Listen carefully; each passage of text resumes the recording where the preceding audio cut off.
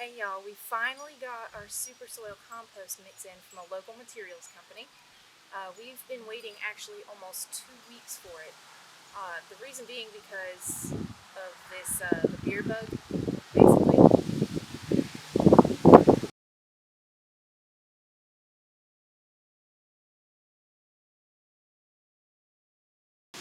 So basically they have to get a permit every time they bring a truckload in because they get their compost mix from Georgia.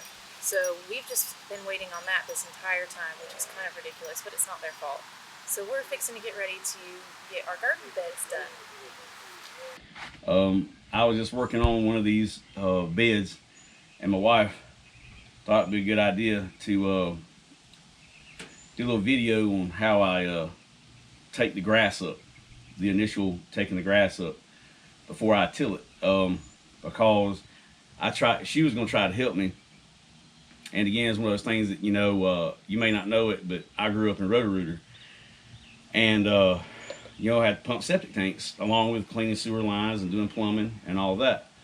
Well, I developed, I can't remember if I got it from one of the guys. If I did, it's not on purpose. It's like, you're talking about over 20, 30 years ago. I started when I was 14 with my dad. And so that's been a long time. I'm 40. So, but I don't know if I learned from them or developed it myself. When you dig somebody's septic tank up, especially if it's a nice yard, you want to try to leave that grass almost like in sod-like conditions. So when you get through covering the tank back up, you can lay the grass back over it, and it'll grow back normal and it'll look nice. You know what I'm saying? But there's a way to do it, and my wife just figured out. Even though I showed her how to do it, it's one of those things you take for granted that you developed over the years. And but anyway, I'm fixing to jump into one of the beds, a fresh one. I'm gonna show you. The spray painting part is so simple that I'm not even gonna put it on video, guys. It's simple. Let's walk over there real quick. I will explain to you how I do it. Like I've built these square beds right here. I still gotta put the corners on them, but this is what it looks like. And you can do this just with a spade shovel. I don't know where I threw it. It's over there. But anyway, you can do this with a spade shovel. There's all the grass. All right, basically, will this show up, baby? Yeah, I already showed it real quick. Yeah. That's all you do is you lay your squirt when it's laid down. Real quick, I'm gonna lay this one down.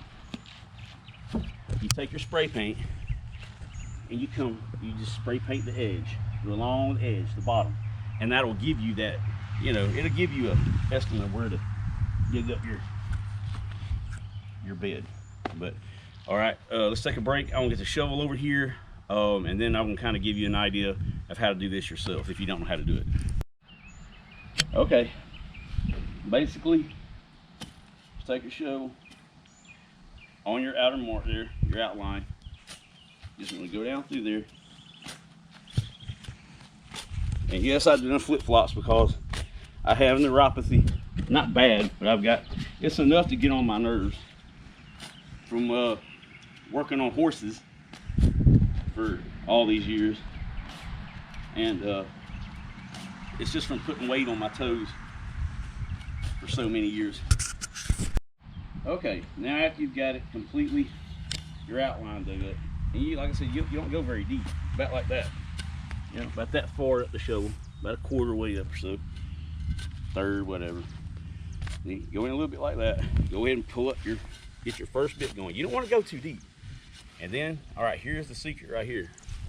You don't want to be doing this, because you're using. It goes back to a lot of it powerlifting and bodybuilding. You're not using leverage.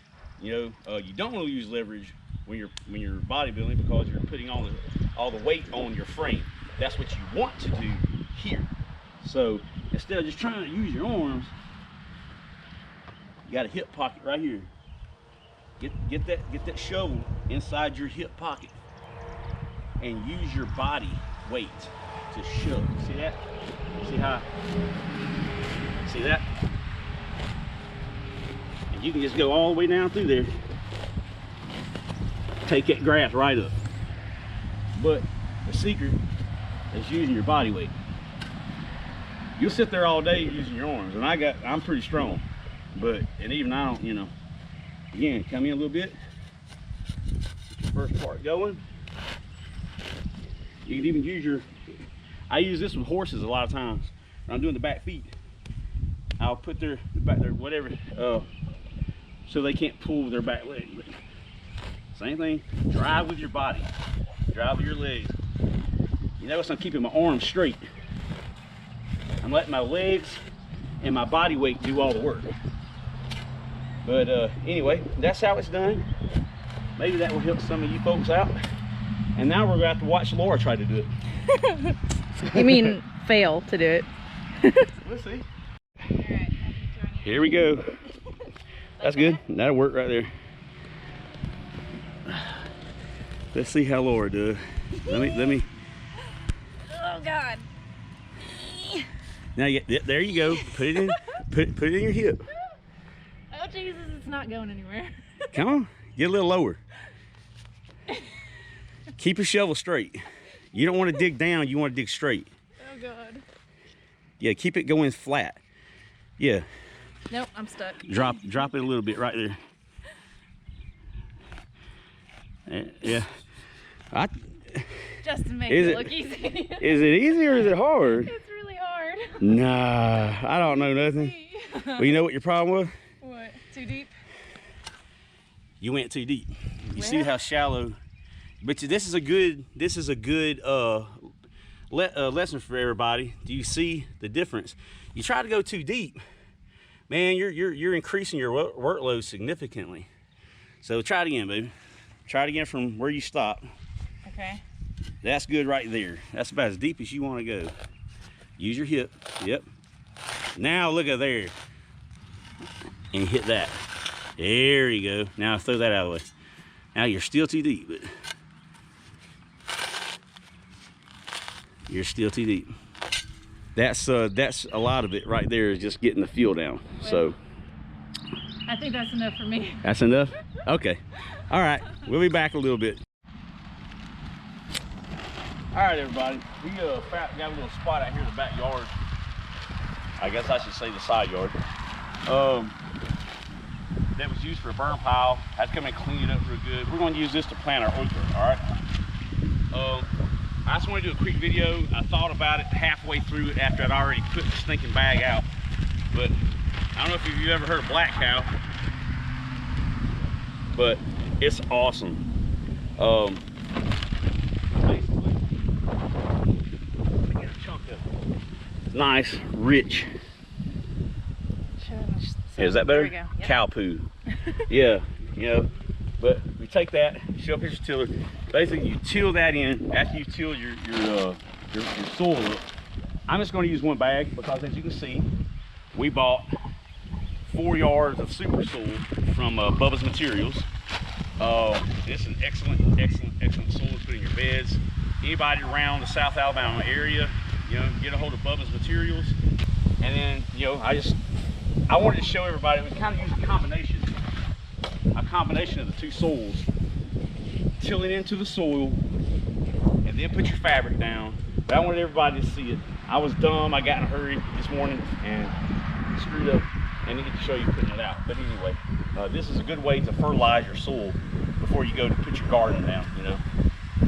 Okay, we got it tilled up, and instead of waiting on it to rain, I put it on a shower. And what you want to do is basically soak the soil down a little bit. Oh, that feels good. Because what that does is it will compact the soil. That's my son in the background. We're getting rained on a little bit. But what it will do, it will help to pack the soil down before you put your fabric down on it. Because you really want to compact it really good. Because if you don't level it out and compact it down, you go put your fabric on it after it's wet, and it'll make, like, you know, trenches all in it when you walk in it. So I mean, it's not a huge deal, but I like to, you know, not have that happen.